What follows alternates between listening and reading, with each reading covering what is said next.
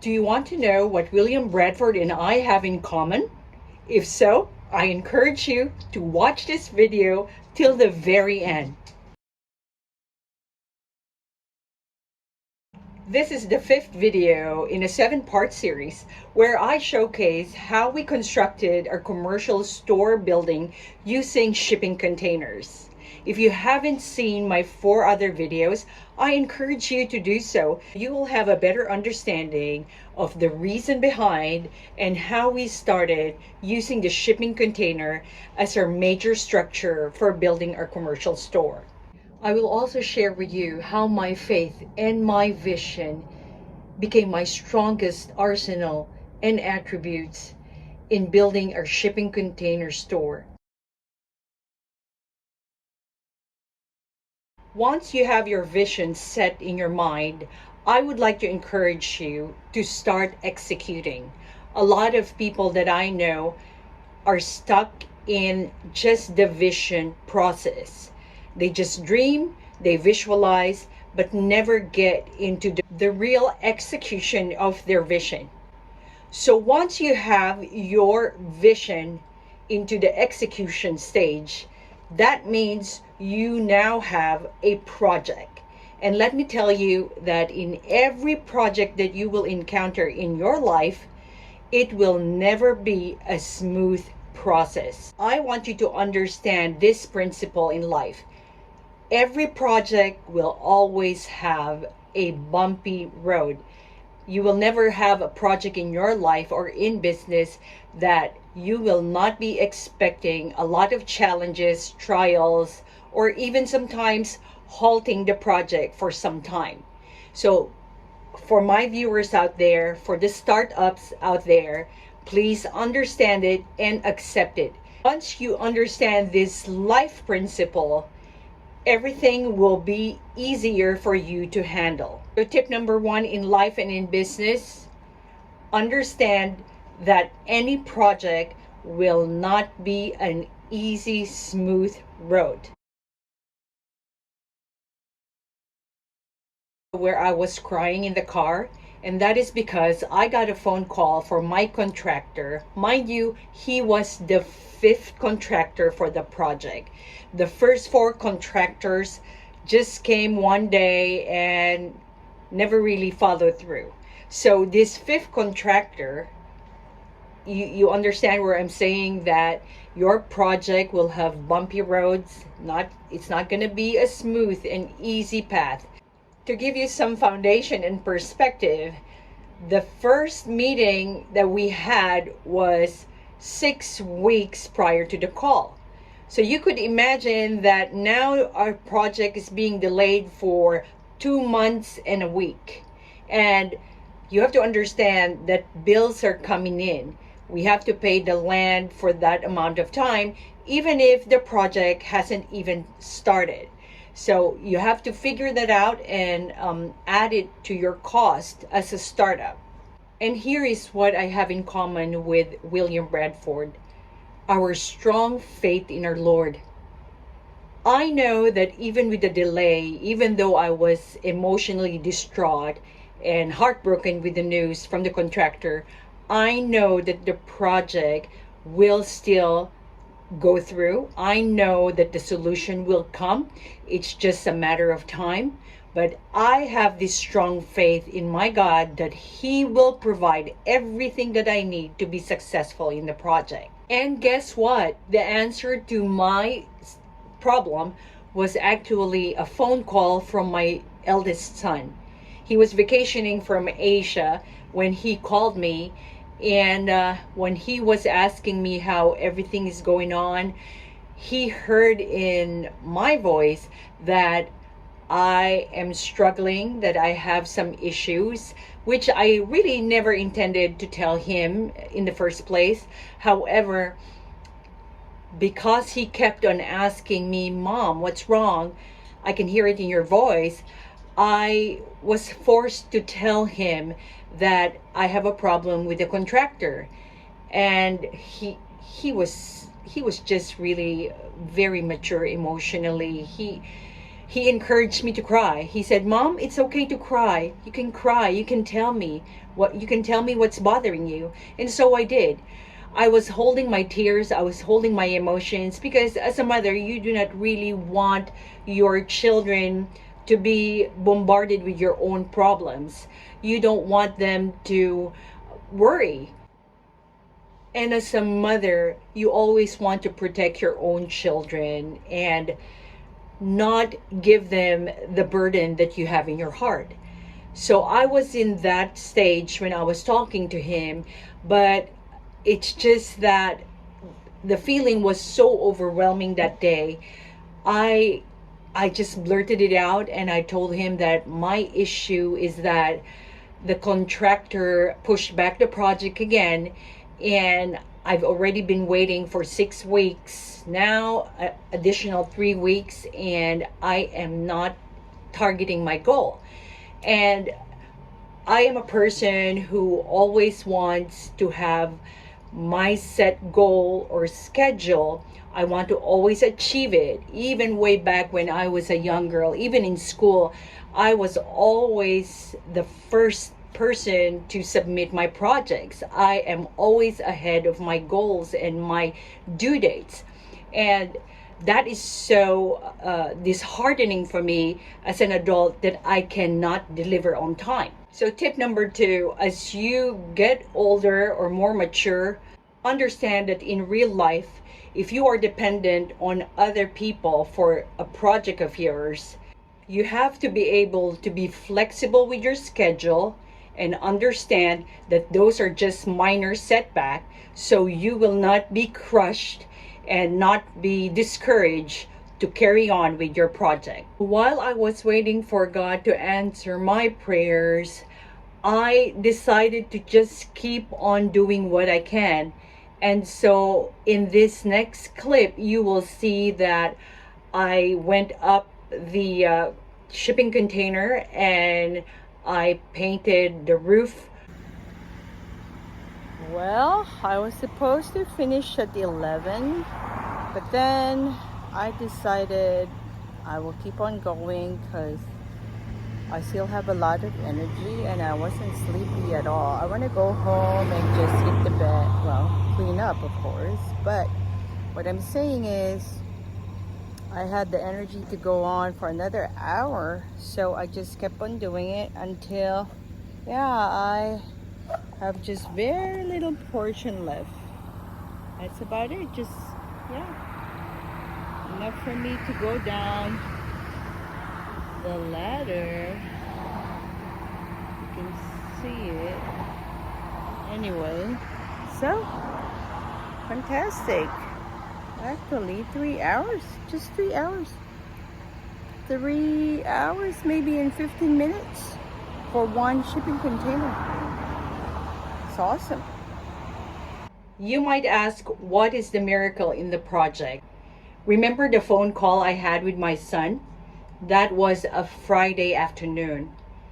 And by Sunday night, my son called me again and asked how I was feeling. And I said, I feel better, son. Everything is okay. I'm still working on finding another contractor that can expedite the project. And do you know what he told me? Well, he said, Mom, can you pick me up from the airport tomorrow morning, Monday? That was my miracle. God answered my prayers. I kept on praying from the moment that I knew that I will not have a contractor ready to rock and roll, ready to do the project the next week. And my son came to the rescue. So watch this next few clips of videos how he started building the project. I guess we could do this one instead and then mark from here. We could every 6 yeah, well, Mark, try this one.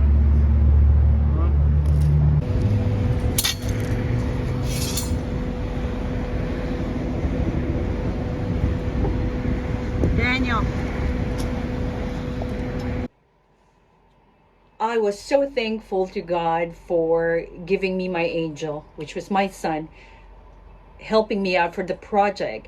And if you see in the clips, we didn't even have any huge machinery or tools. Everything was manual. When the shipping containers were delivered to us, you saw it in the couple of the videos previously. Unfortunately, the land was not as wide enough that the trucker is able to make the shipping container exactly leveled or aligned. And so my son has to figure out a way how to push one backwards so that they could be aligned, and so that we can start building the sidewalls. And for that, what he did was use tubings and just our pickup truck to push the whole container. And I find that so fascinating. It was genius of him to be able to do that. We don't even have to incur extra cost or rent any other equipment. Isn't that fascinating?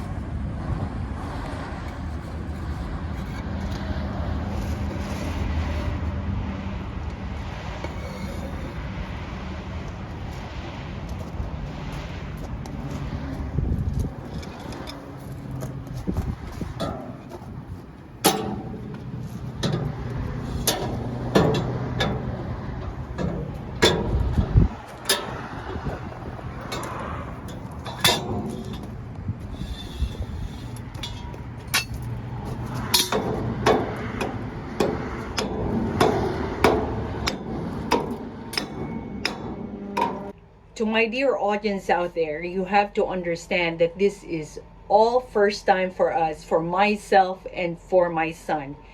And we don't have any prior experience. So we are actually trying to tackle the project one step at a time. As we encounter one challenge, we try to find a solution for it the most economical way.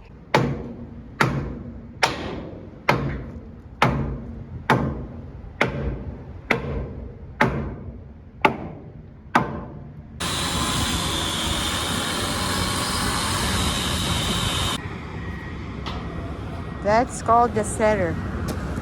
Market is something that will make the wall really sturdy.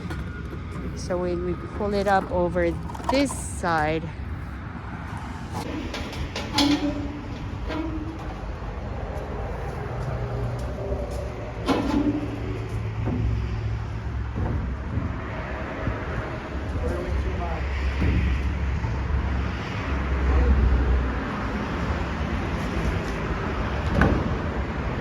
I know that our ethnic group are very notorious and also well known about being very frugal. And yes, indeed, it's nothing to be ashamed of. I am very proud that I am a frugal person, because I know that if I save a lot of money, as I've been discussing with you from the very, very first video, so we can invest it in the future or in other projects.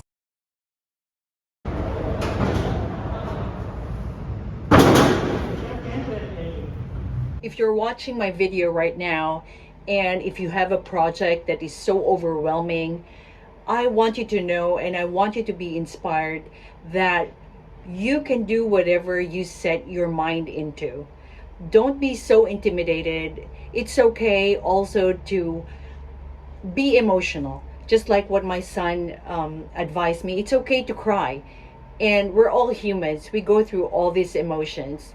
When we're overwhelmed, go ahead and cry, but it's not the end of the world. It's not even the end of your project. So just keep on keeping on, and guaranteed you'll be able to figure out a way of resolving whatever issue it is. The main key is that never ever give up and never ever stop your project. The only time you fail is when you completely stop doing what you're supposed to do. If you are a parent and if you're also experiencing a similar situation, just like what I had experienced before, two major life lessons.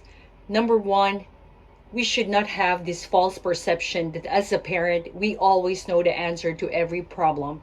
And number two, as a parent, we should not be sharing the burden to our children. In my scenario, it was actually my son who had all the solutions to my problems in construction. One more year, and by the grace of God, he will be graduating as a mechanical engineer. And so he has the intellectual and educational know-how in construction. Although, again, this is the very first time that we are engaging into this kind of project. At the same time, he also has the physical strength and capabilities to do all the manual construction work as compared to what I can do. I'm excellent as an administrator and a project manager, putting things together and scheduling, calling different contractors, calling different suppliers. However, I cannot physically do the things that my son can do. And so, to you parents out there, I encourage you to not have those false perceptions or beliefs. Again, that as a parent, we always know every solution to every problem and that we are always the one who has all the answers to life issues. In retrospect, we were both very proud of ourselves because we understand now that we are able to work as a team. We also learned that we can essentially work and collaborate together in such a project like this big. Our work experience together made us aware of our own weaknesses and strength and how we can bounce back and help each other compensate my weakness and also for me to compensate his weakness. So we were able to maximize our time together when we were finishing the project.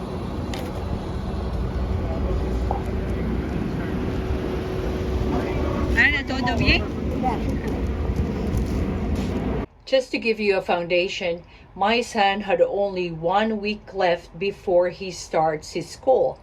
And so what it meant is that he only had 4 days to work with me.